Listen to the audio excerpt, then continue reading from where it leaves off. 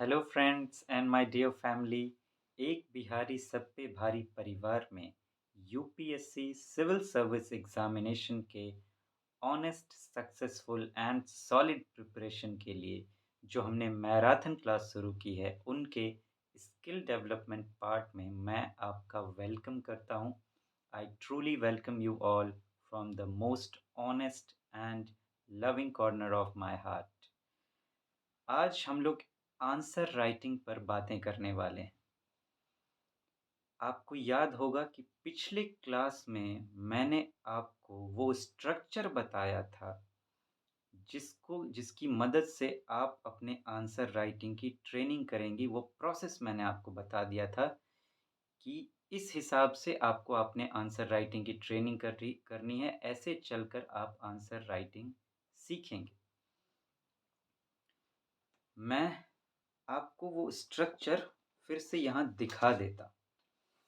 बेहतर होगा कि अगर आपने पिछला वीडियो नहीं देखा, खैर मैं इस बात के लिए कभी नहीं कहता, वो आपकी अपनी मर्ज़ी की बात है। मैं आपको दिखा देता हूँ कि पिछले क्लास में मैंने क्या स्ट्रक्चर आपको बताया था, क्योंकि ये ज़रूरी है। अगर वो स्ट्रक्चर आपके साथ नहीं होगा, ये मैं इसलिए कह रहा हूँ क्योंकि अगर वो स्ट्रक्चर आपके साथ हमेशा नहीं हुआ तो फिर आप आंसर राइटिंग सही से नहीं सीख पाएँगे, क्योंकि हर बार आपको वहाँ जाना होगा, उसी हिसाब से अपने माइंड को ट्रेन करते जाना होगा। तो बेहतर होगा कि ये एक पेपर में लिखा हुआ आपके, जब भी आप आंसर राइटिंग करें, तो आपके सामने पेपर में वो स्ट्रक्चर लिखा हुआ होना चाहिए। पिछले क्लास में मैंने तो पूरी क्लास उस पे की थी। ये मैं फिर से आपको वो स्ट्रक्चर दिखा रहा हूँ, आप देखिए।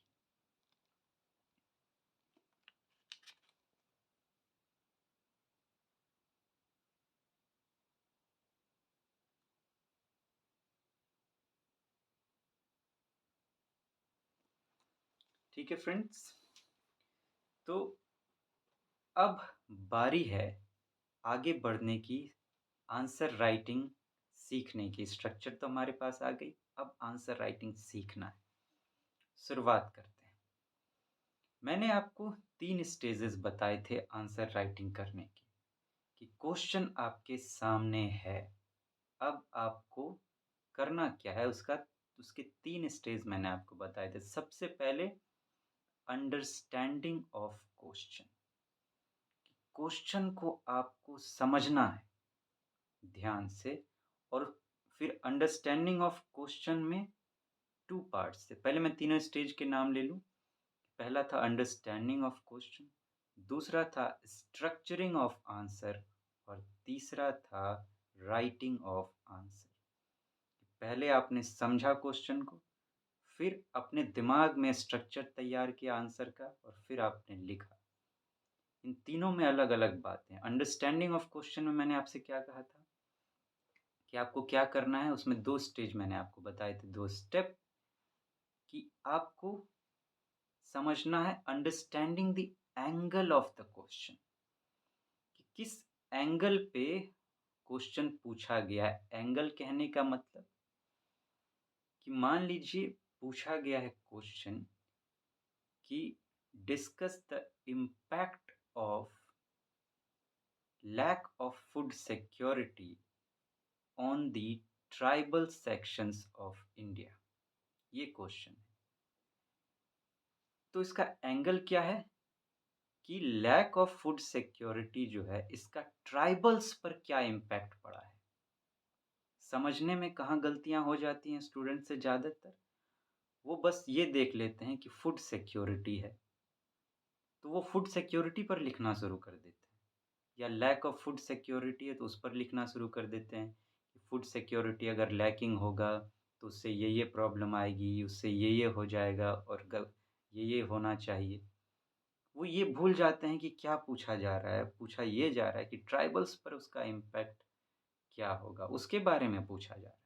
तो वो ट्राइबल्स को इंक्लूड करना भूल जाते हैं, या वो ट्राइबल्स पर लिखना शुरू कर देते हैं, या फिर अगर वो दोनों को मिक्स भी करते हैं, दोनों को साथ भी लेकर चलते हैं, तो पता चला उनका ज़ोर एक ही तरफ पड़ गया। बहुत सारा उन्होंने फूड सिक्योरिटी पर लिख दिया, फिर अंत में एक वर्ड कहीं पे या एक लाइन ट्राइबल्स को लेके जोड़ दिया।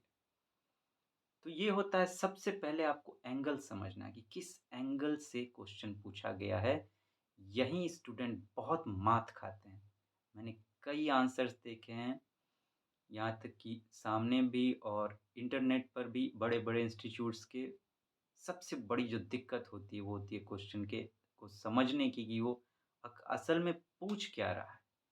ये पहला था और दूसरा मैंने कहा था अब आपको ढूँढना है कोर वर्ड कि कोर वर्ड ढूँढना है। कोर वर्ड के लिए मैंने आपसे कहा था कोर वर्ड क्या मैंने आपको बताया था कि कोर वर्ड ये है कि वो एक टेक्नीक है आंसर राइटिंग की जो मैंने डेवलप की है।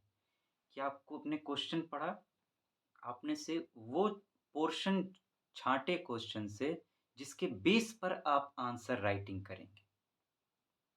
उसे मैंने कोर वर्ड कहा था। जैसे कि ये क्वेश्चन मेरे सामने है एक, ये यूपीएससी ने इस साल 2023 में पूछा था मेंस में।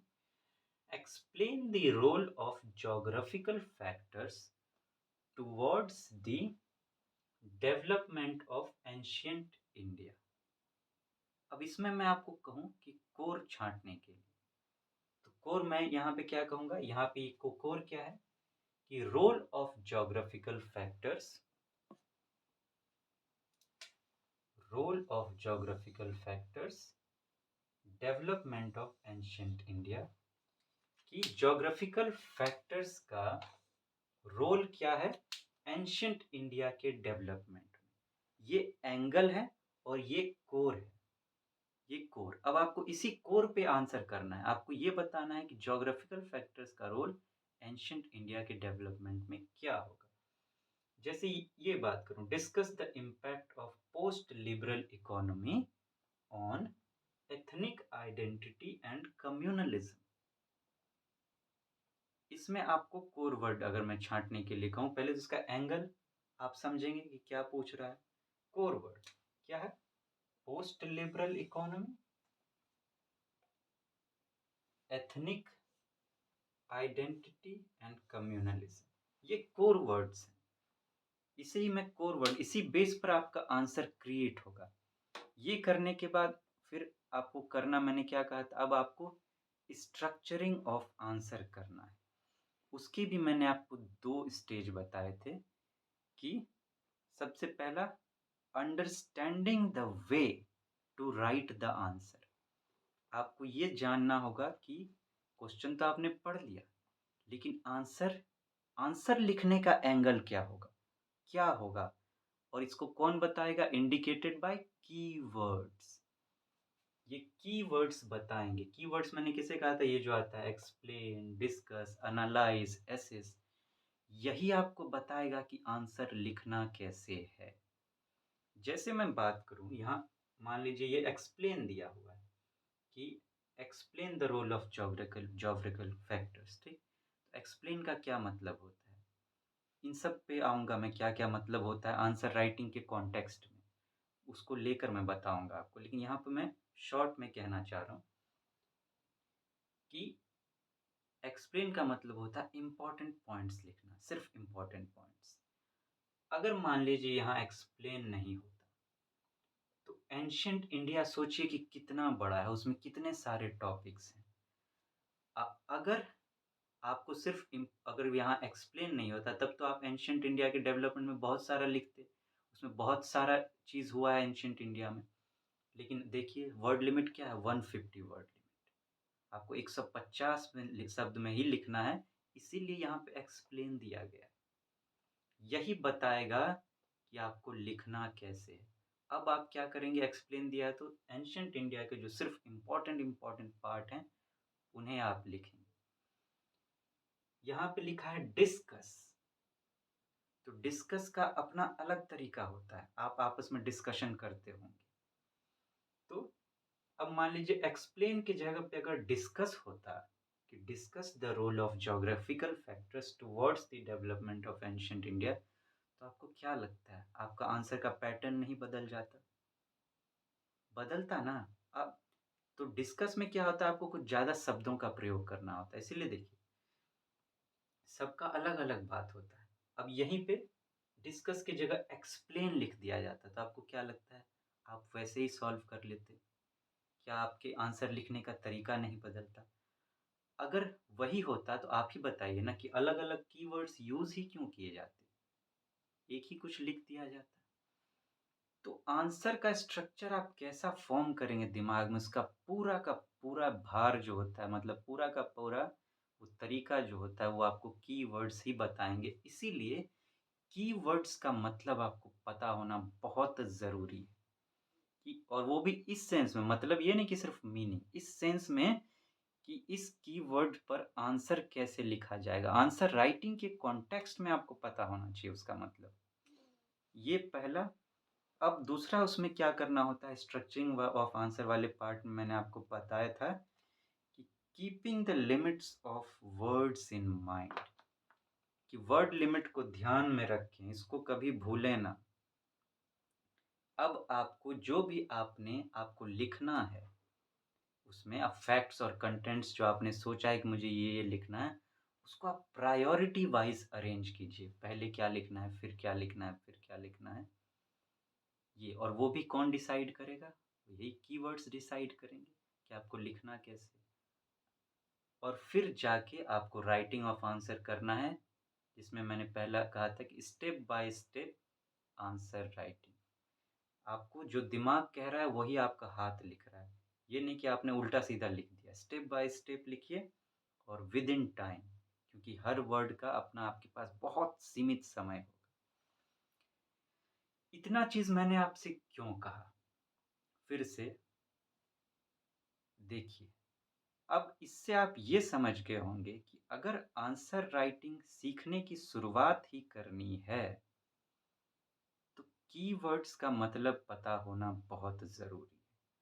अगर कीवर्ड्स आपने नहीं समझा, अगर कीवर्ड्स को आप हटा दें, तो मैंने क्या कहा पहला चरण अंडरस्टैंडिंग ऑफ क्वेश्चन।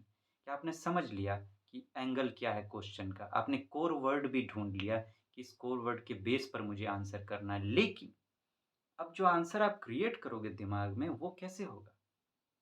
वो तो उसी कीवर्ड के आधार पर होगा ना। तो और उसके बाद उसकी बाकी जब आंसर ही फ़ॉर्म नहीं होगा, तो बाकी चीज़ें कैसे होंगी? फिर आगे आप लिखेंगे कैसे? तो सारा का सारा आप दारोमदार मेन सेंटर पॉइंट जो आप देखेंगे वो है कीवर्ड्स। तो सबसे पहले आंसर राइटिंग सीखने की शुरुआत जो है वो यहाँ से होनी चाहिए कि कीवर्ड्स का मतलब आपको पता हो अच्छे से आंसर राइटिंग के कॉन्टेक्स्ट में और फिर वो समझने के बाद ये जो मैंने पूरा स्ट्रक्चर आपको बताया है, फिर एक फिर क्वेश्चंस लेकर उस पर आप पूरा अप्लाई कर पाएँगे।